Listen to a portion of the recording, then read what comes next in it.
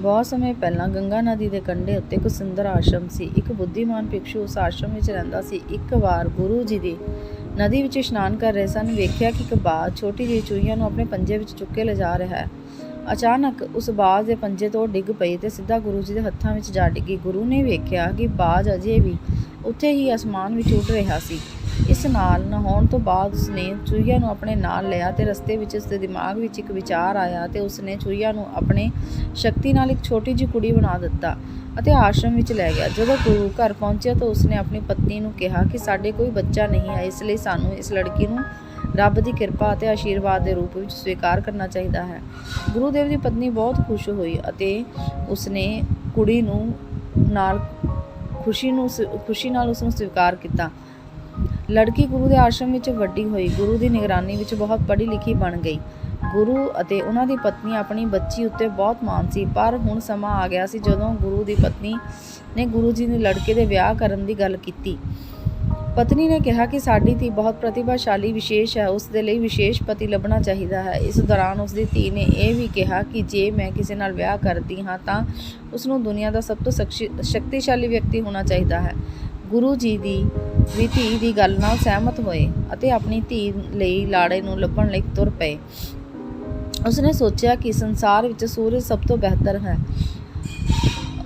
ਅਗਲੀ ਸਵੇਰ ਗੁਰੂ ਜੀ ਨੇ ਸੂਰਜ ਨੂੰ ਕਿਹਾ ਕਿ ਕਿਰਪਾ ਕਰਕੇ ਮੇਰੀ ਧੀ ਨਾਲ ਵਿਆਹ ਕਰੋ। ਤਾਂ ਮੈਂ ਸੂਰਜ ਦੇਵ ਨੇ ਉੱਤਰ ਦਿੱਤਾ, ਮੈਂ ਵਿਆਹ ਲਈ ਤਿਆਰ ਹਾਂ, ਪਰ ਆਪਣੀ ਧੀ ਨੂੰ ਪੁੱਛੋ ਅਤੇ ਵੇਖੋ। ਜਦੋਂ ਗੁਰੂ ਜੀ ਨੇ ਉਸ ਦੀ ਧੀ ਨੂੰ ਪੁੱਛਿਆ, ਉਸਨੇ ਵਿਆਹ ਕਰਨ ਤੋਂ ਇਨਕਾਰ ਕਰ ਦਿੱਤਾ ਤੇ ਕਿਹਾ, ਪਿਤਾ ਜੀ, ਸੂਰਜ ਸਾਰੇ ਸੰਸਾਰ ਨੂੰ ਰੋਸ਼ਨੀ ਦਿੰਦਾ ਹੈ, ਪਰ ਇਤਨੀ ਗਰਮੀ ਹੋ ਕੇ ਵੀ ਜੋ ਵੀ ਇਸ ਦੇ ਨੇੜੇ ਜਾਂਦਾ ਹੈ ਉਹ ਭਸਮ ਹੋ ਜਾਂਦਾ ਹੈ।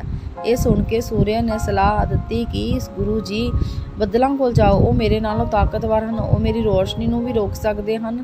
ਇਹ ਸੁਣ ਕੇ ਗੁਰੂ ਜੀ ਬੱਦਲਾਂ ਨੂੰ ਬੁਲਾਇਆ ਤੇ ਕਿਹਾ, ਬੱਦਲਾਂ ਦੇ ਰਾਜੇ, ਮੇਰੀ ਧੀ ਨੂੰ ਆਪਣੀ ਪਤਨੀ ਵਜੋਂ ਸਵੀਕਾਰ ਕਰੋ। ਬੱਦਲਾਂ ਦੇ ਰਾਜੇ ਨੇ ਜਵਾਬ ਦਿੱਤਾ, ਮੈਂ ਤਿਆਰ ਹਾਂ, ਪਰ ਆਪਣੀ ਧੀ ਨੂੰ ਪੁੱਛੋ। ਧੀ ਨੇ ਦੁਬਾਰਾ ਫਿਰ ਵਿਆਹ ਕਰਨ ਤੋਂ ਇਨਕਾਰ ਕਰ ਦਿੱਤਾ ਤੇ ਕਿਹਾ, ਬੱਦਲਾਂ ਦਾ ਰਾਜਾ ਹਨੇਰਾ, ਗਿੱਲਾ ਅਤੇ ਠੰਡਾ ਵੀ ਹੈ, ਮੇਰੇ ਲਈ ਇਹ ਚੰਗਾ ਨਹੀਂ, ਕੋਈ ਹੋਰ ਪਤੀ ਚੁਣੋ।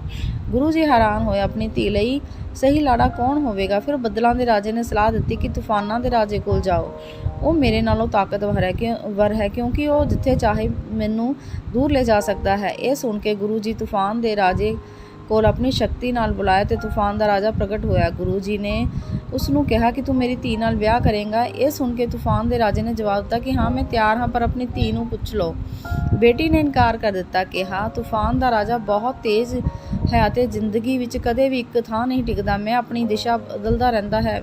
ਇਹ ਗੱਲ ਸੁਣ ਕੇ ਤੂਫਾਨ ਦੇ ਰਾਜੇ ਨੇ ਕਿਹਾ, ਤੁਸੀਂ ਪਹਾੜਾਂ ਦੇ ਰਾਜੇ ਕੋਲ ਜਾਓ, ਉਸ ਕੋਲ ਮੈਨੂੰ ਰੋਕਣ ਦੀ ਸ਼ਕਤੀ ਹੈ। ਇਹ ਸੁਣ ਕੇ ਗੁਰੂ ਜੀ ਆਪਣੀ ਸ਼ਕਤੀ ਦੇ ਨਾਲ ਪਹਾੜ ਦੇ ਰਾਜੇ ਨੂੰ ਬੁਲਾਇਆ। ਉਹ ਪ੍ਰਗਟ ਹੋਇਆ। ਗੁਰੂ ਜੀ ਨੇ ਕਿਹਾ, ਉਹੀ ਪ੍ਰਸ਼ਨ ਪੁੱਛਿਆ। ਉਸਨੇ ਕਿਹਾ ਕਿ ਤੂੰ ਮੇਰੀ ਧੀ ਨਾਲ ਵਿਆਹ ਕਰੋਗੇ? ਪਹਾੜੀ ਰਾਜੇ ਨੇ ਕਿਹਾ, ਮੈਂ ਤੁਹਾਡੀ ਧੀ ਨਾਲ ਵਿਆਹ ਕਰਨ ਲਈ ਤਿਆਰ ਹਾਂ, ਪਰ ਆਪਣੀ ਧੀ ਨੂੰ ਇੱਕ ਵਾਰ ਪੁੱਛ ਲਓ। ਬੇਟੀ ਨੇ ਪਹਾੜੀ ਰਾਜੇ ਨਾਲ ਵਿਆਹ ਕਰਨ ਤੋਂ ਵੀ ਇਨਕਾਰ ਕਰ ਦਿੱਤਾ। ਕਿਹਾ, ਮੈਂ ਪਹਾੜੀ ਰਾਜੇ ਨਾਲ ਵਿਆਹ ਨਹੀਂ ਕਰਨਾ ਚਾਹੁੰਦੀ ਕਿਉਂਕਿ ਉਹ ਬਹੁਤ ਕਠੋਰ ਅਤੇ ਸਥਾਈ ਵੀ ਹੈ। ਗੁਰੂ ਜੀ ਨੂੰ ਚਿੰਤਾ ਨਾਲ ਸੋਚਣ ਲੱਗ ਪਏ ਕਿ ਪਹਾੜੀ ਰਾਜੇ ਨਾਲੋਂ ਆਪਣੀ ਧੀ ਨਾਲ ਇਸ ਤੋਂ ਵਧੀਆ ਲਾੜਾ ਹੋਰ ਕੌਣ ਹੋ ਸਕਦਾ ਹੈ। ਪਹਾੜੀ ਰਾਜੇ ਦੀ ਸੋਚ ਨੂੰ ਵੇਖ ਕੇ ਤੁਸੀਂ ਚੂਹਿਆਂ ਦੇ ਰਾਜੇ ਨੂੰ ਕਿਉਂ ਨਹੀਂ ਪੁੱਛਦੇ? ਉਹ ਮੇਰੇ ਨਾਲੋਂ ਬਿਹਤਰ ਹਨ, ਕਿਉਂਕਿ ਭਾਵੇਂ ਉਹ ਤਾਕਤਵਰ ਹੈ ਪਰ ਮੇਰੇ ਸਰੀਰ ਨੂੰ ਵੀ ਵਿੰਨ ਸਕਦਾ ਹੈ। ਇਹ ਸੁਣ ਕੇ ਗੁਰੂ ਜੀ ਤੇਜ਼ੀ ਨਾਲ ਆਪਣੀ ਸ਼ਕਤੀ ਦੇ ਦੁਆਰਾ ਚੂਹਿਆਂ ਦੇ ਰਾਜੇ ਨੂੰ ਬੁਲਾਇਆ ਤੇ ਚੂਹਿਆਂ ਦਾ ਰਾਜਾ ਆਇਆ। ਗੁਰੂ ਜੀ ਦੇ ਪੁੱਛਣ ਤੇ ਉਸਨੇ ਵਿਆਹ ਲਈ ਸਹਿਮਤੀ ਦਿੱਤੀ, ਪਰ ਕਿਹਾ ਕਿ ਮੈਂ ਤਿਆਰ ਹਾਂ, ਪਰ ਆਪਣੀ ਧੀ ਨੂੰ ਇੱਕ ਵਾਰ ਪੁੱਛ ਲੈਣਾ ਚਾਹੀਦਾ ਹੈ। ਜਦੋਂ ਗੁਰੂ ਜੀ ਨੇ ਆਪਣੀ ਧੀ ਨੂੰ ਚੂਹਿਆਂ ਦੇ ਰਾਜੇ ਨਾਲ ਜਾਣ ਪਛਾਣ ਕਰਵਾਈ ਤੇ ਉਹ ਉਸ ਨੂੰ ਪਸੰਦ ਕਰ ਗਈ। ਉਸਨੇ ਸ਼ਰਮਿੰਦਾ ਹੋ ਕੇ ਕਿਹਾ ਕਿ ਸਹਿਮਤੀ ਦੇ ਦਿੱਤੀ। ਇਹ ਜਾਣ ਕੇ ਗੁਰੂ ਜੀ ਬਹੁਤ ਖੁਸ਼ ਹੋਏ ਅਤੇ ਆਪਣੀ ਧੀ ਨੂੰ ਆਪਣੀ ਸ਼ਕਤੀ ਦੇ ਨਾਲ ਚੂਹੇ ਦੇ ਰੂਪ ਵਿੱਚ ਬਦਲਤਾ ਅਤੇ ਦੋਵਾਂ ਦਾ ਵਿਆਹ ਕਰਵਾ ਦਿੱਤਾ। ਸਿੱਖਿਆ ਇਹ ਮਿਲਦੀ ਹੈ ਕਿ ਅਸੀਂ ਆਪਣੀ ਹੱਦ ਅਤੇ ਕਿਸਮਤ ਨਾਲ ਜੁੜੀਆਂ ਚੀਜ਼ਾਂ ਨੂੰ ਕਦੇ ਵੀ ਆਪਣੇ ਆਪ ਤੋਂ ਵੱਖ ਨਹੀਂ ਕਰ ਸਕਦੇ, ਕਿਉਂਕਿ ਉਹ ਸਾਡੇ ਜਨਮ ਤੋਂ ਹੀ ਸਾਡੇ ਖੂਨ ਵਿੱਚ ਹਨ। ਤੁਹਾਨੂੰ ਇਹ ਕਹਾਣੀ ਕਿਸ ਤਰ੍ਹਾਂ ਦੀ ਲੱਗੀ? ਚੈਨਲ ਨੂੰ ਲਾਈਕ ਤੇ ਸ਼ੇਅਰ ਤੇ ਸਬਸਕ੍ਰਾਈਬ